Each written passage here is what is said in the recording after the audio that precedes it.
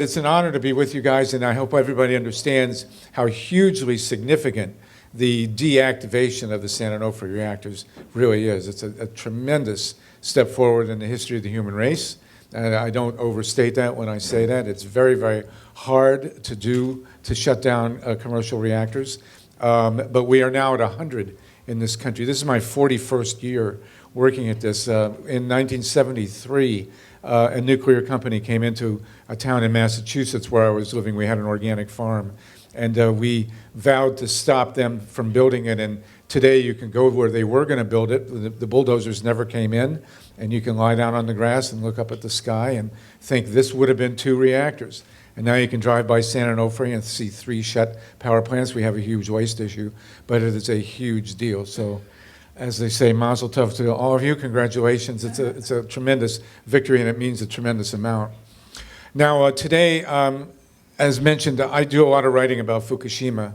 I work at night, late at night, and one of the reasons I work late at night is because I never get phone calls. And I go till about 3 in the morning usually, and at 2 in the morning on March 11th, 3 years ago, I got a call. And the guy asked me, my friend David asked me to turn on CNN, and there it was. And, you know, our lives have been not the same ever since. And I think most of us understand the gravity of the situation, but I want to say a couple of things. First of all, to all those out there who say that no one will be harmed by Fukushima, it is the biggest lie ever told. I went into central Pennsylvania.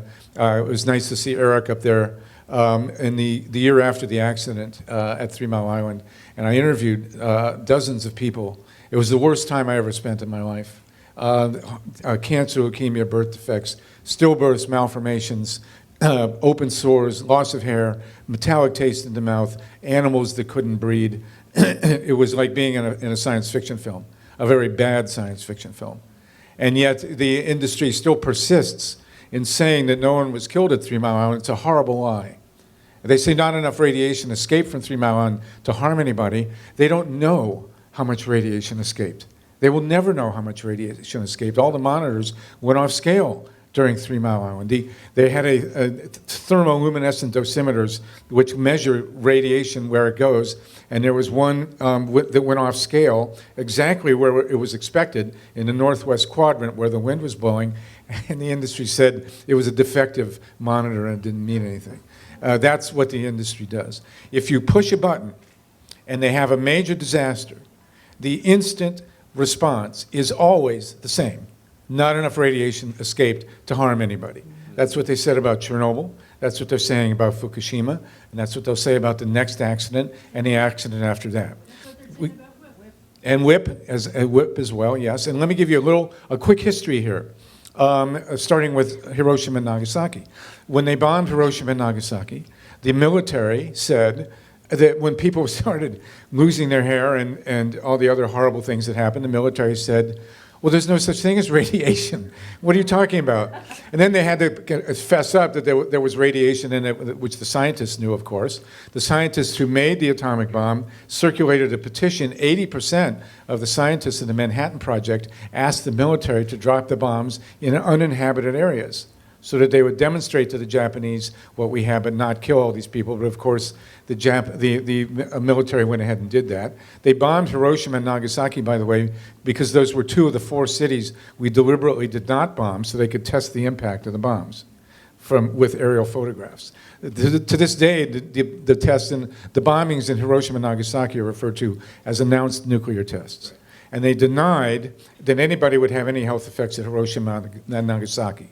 Then they denied that there would be any health effects from the bombings in the South Pacific, the atomic tests that were conducted in the Marshall Islands, especially at Bikini. This is the 60th anniversary, March 1st, 1954, the Castle Bravo test. They blew up Bikini. It went off twice as powerful as they thought. The wind shifted direction, and an unfortunate ship, the Lucky Dragon, was completely contaminated.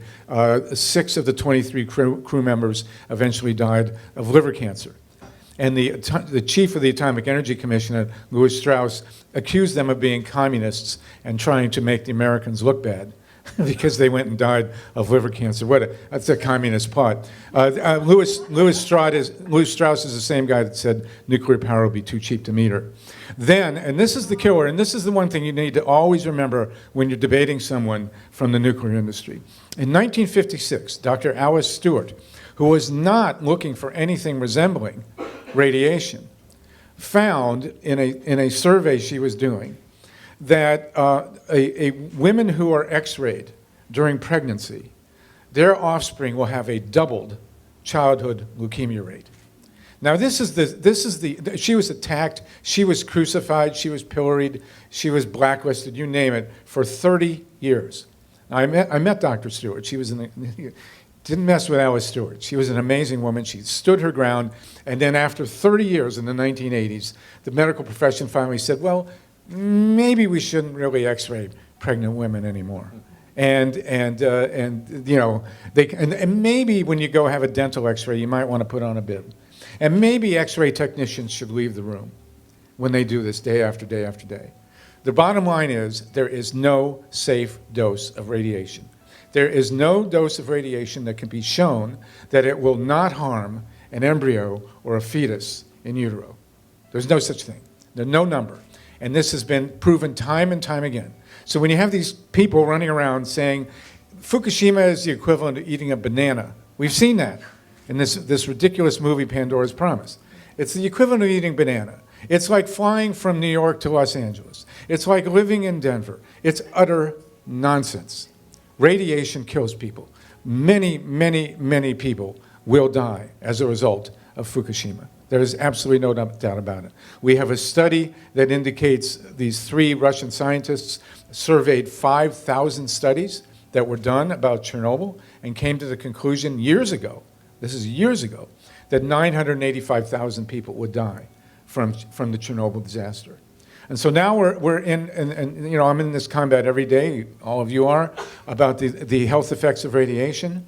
The health effects of radiation are unknown. They cannot be known. The science is imprecise, but there is more radiation coming out of Fukushima than we would ever want to contemplate introducing into our natural environment.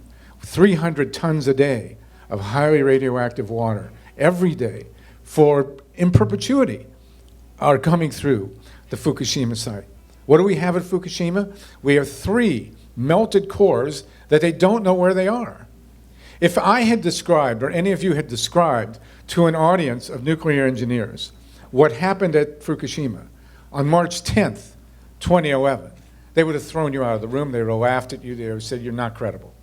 If we had described what happened at Chernobyl the day before, on April 25th, 1986, they would have laughed you out of the room. And I heard this from 1973 on, the nuclear industry repeatedly saying, like a mantra, a commercial reactor cannot explode. A commercial reactor cannot explode. A commercial reactor cannot explode. And anyone who dared say that in public, that one could explode, they were deemed as not credible, discredited, you name it. Well, now we've had 5 of them that have exploded. 5 commercial reactors have exploded on this planet.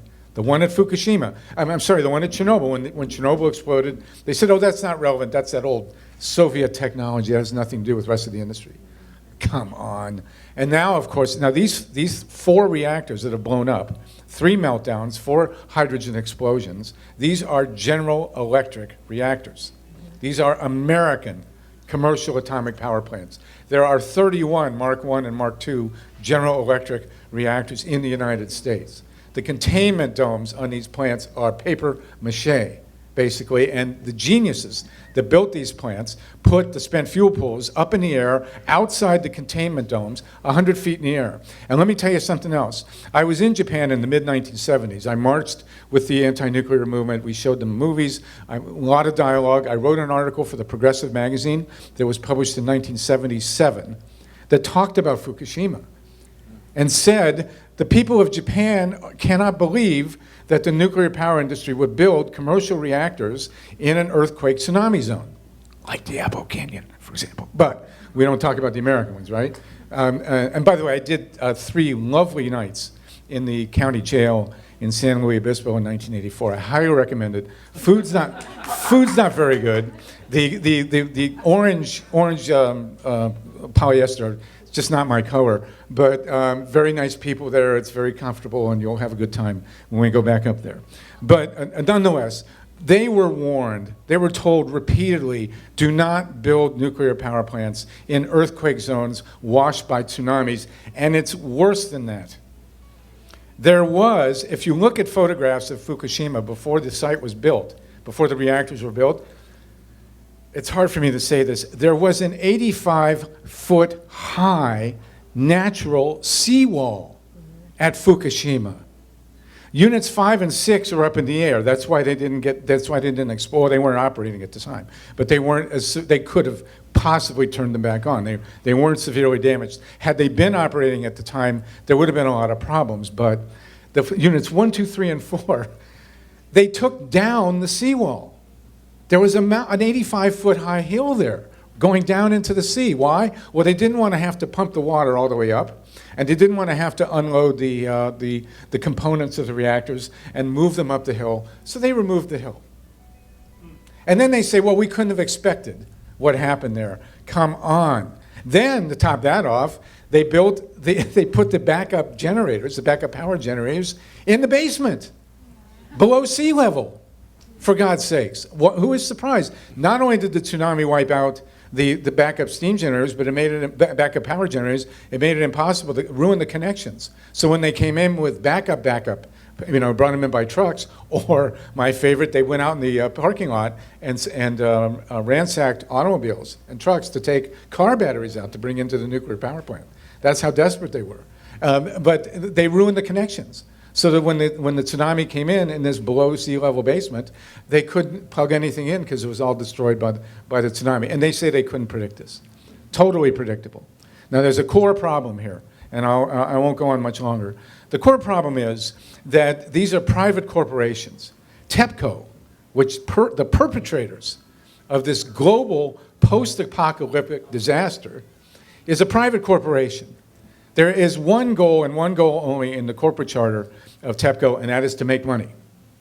Now, we circulated a petition asking that the global community take over at Fukushima so that all the world's scientific and financial resources would be available to deal with the Fukushima crisis. We got 150,000 signatures.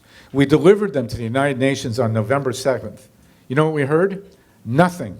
We've heard nothing, not from the Secretary General, not from TEPCO, not from the Japanese government. But the fact of the matter is that TEPCO, like every utility company in the United States, has no financial liability for any of the damage that they do. It is not in the interest of PG&E or any other corporation that owns a nuclear power plant to protect the public safety because there's no money in it. God forbid Diablo Canyon, and by the way, Fukushima is not a worst case scenario. It is way short of a worst case scenario. A worst case scenario is that 9.0 Richter scale earthquake that was 100 miles offshore was 1 mile offshore, or right under Fukushima, or right under Diablo Canyon, or right under Indian Point, for God's sakes, 35 miles north of New York City.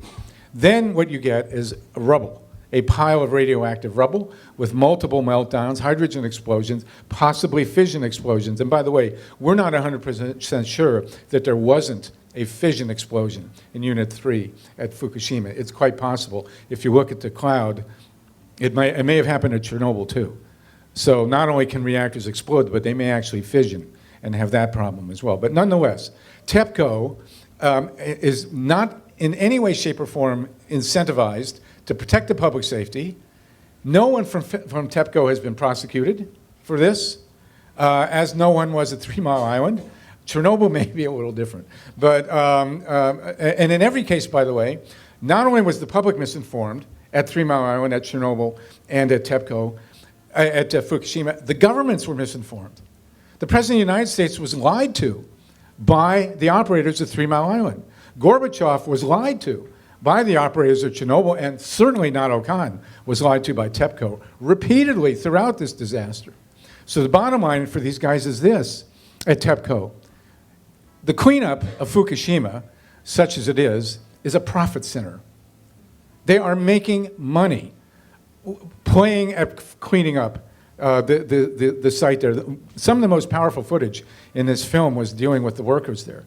They didn't really talk about organized crime, but Reuters ran two very powerful articles documenting that the workforce at Fukushima, as was at many of the commercial reactor sites in the United States when these plants were being built, is dominated by organized crime.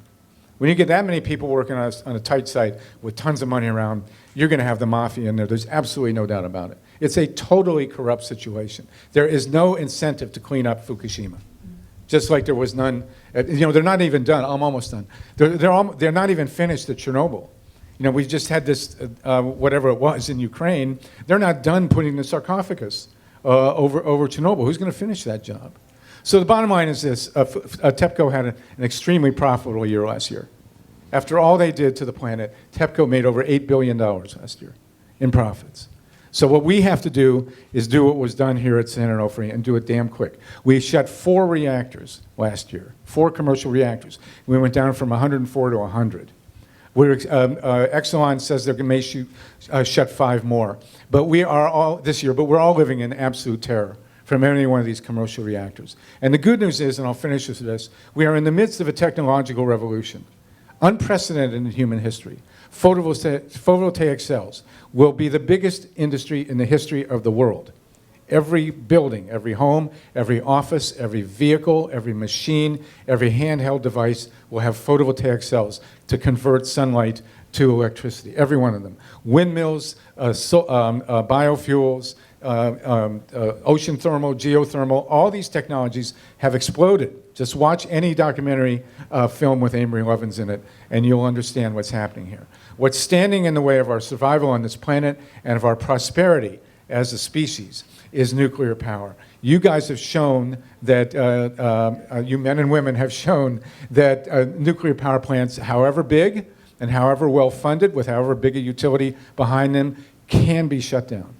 And now we have to duplicate that all over the world. So thank you very much for having me here tonight. And if you have questions.